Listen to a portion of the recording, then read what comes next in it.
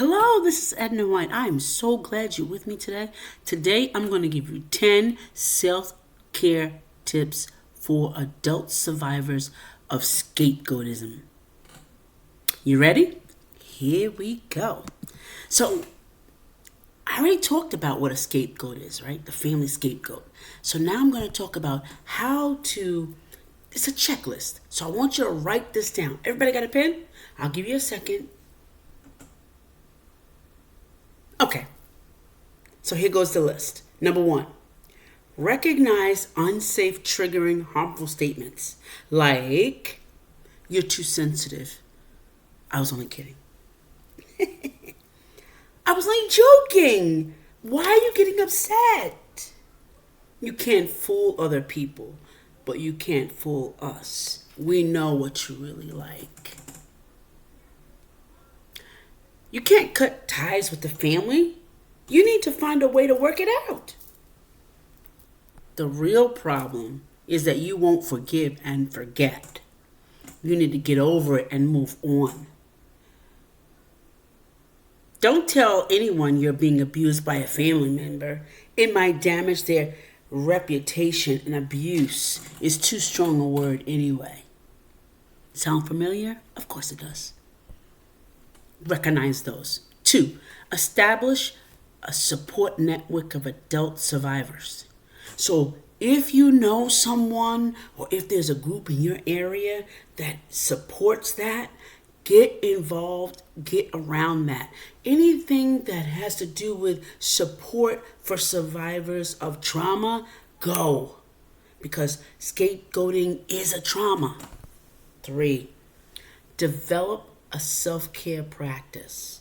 Now, self-care is more than getting a bubble bath, more than getting your nails and your toenails done, more than just going to the spa. That's right. That's what I said.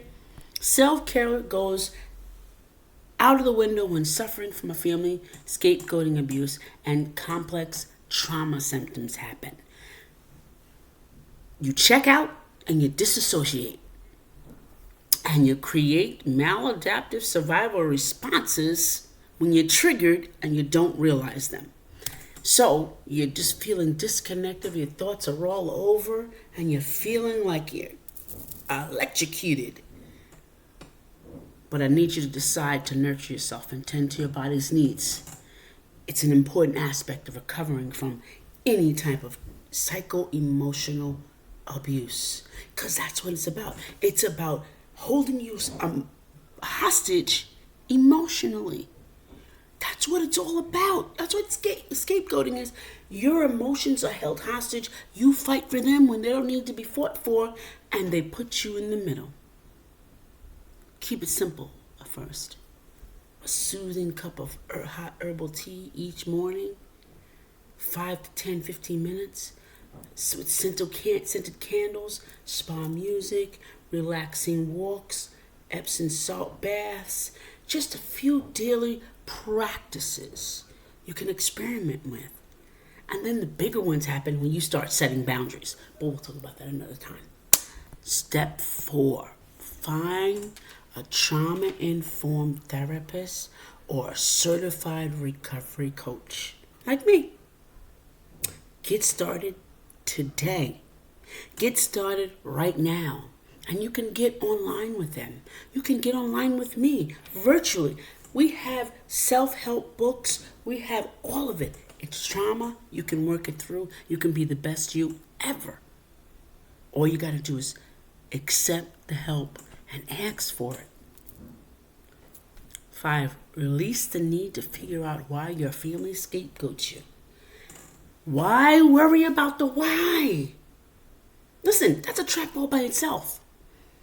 Most people try to figure out, why did my family member or my family do this to me?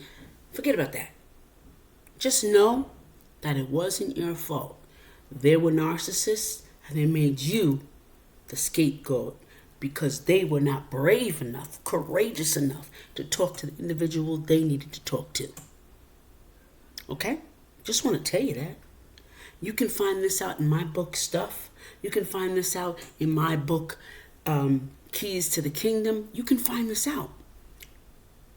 You need to adjust, receive, and treat yourself because you deserve the best possible life.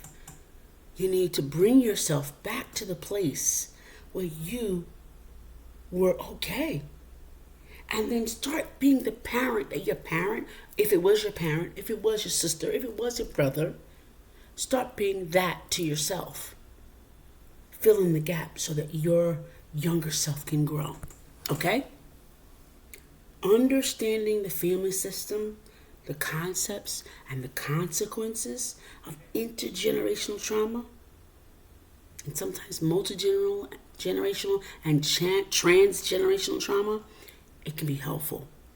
But it's important that this does not cause you to minimize the harm that they have committed. As a child, as an adult, as a teen, you are the victim.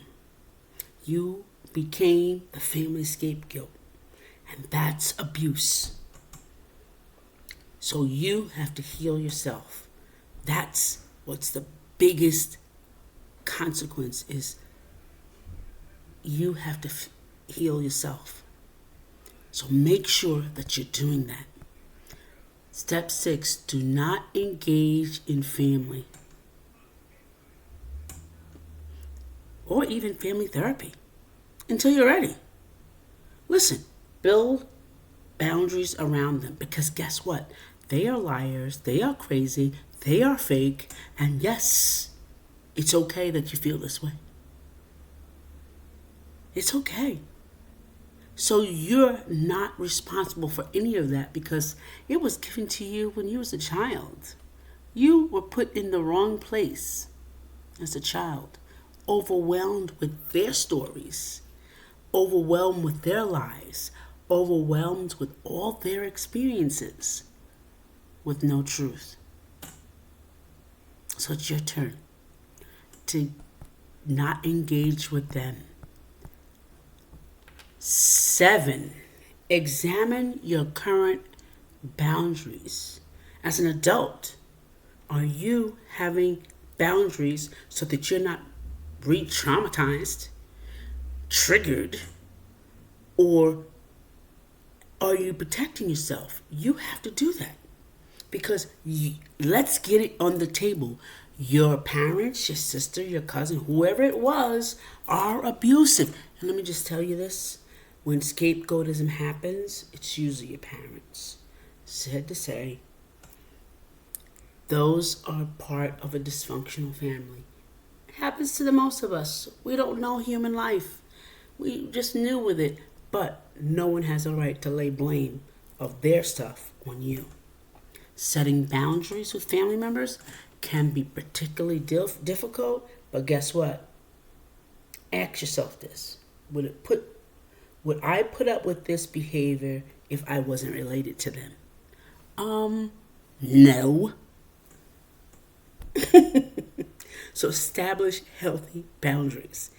And everyone deserves to enjoy life, including you. Okay? Step 8, commit to develop self-compassion and self-love. Listen, caring for yourself, making boundaries, going back to what you love to do, not taking all of the time that you give someone else that doesn't even deserve it, having some self-compassion on yourself and just taking a breather and decompressing, just taking a breather and not doing anything for the day.